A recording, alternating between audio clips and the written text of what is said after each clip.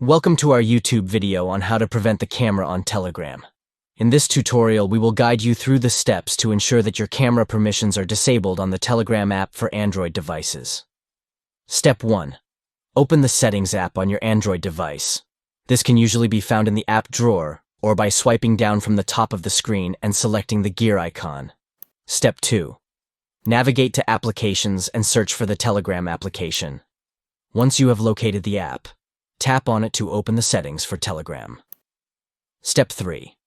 Select Permissions from the list of options. Here, you will see a list of permissions that the Telegram app has access to. Look for the camera permission and ensure that it is enabled. Step 4. To prevent the camera from being accessed by Telegram, simply select the option that says, Don't Allow. This will disable the app's ability to use your camera. By following these simple steps, you can rest assured that your camera will not be accessed without your permission on the Telegram app. Thank you for watching, and be sure to subscribe for more helpful tips and tutorials.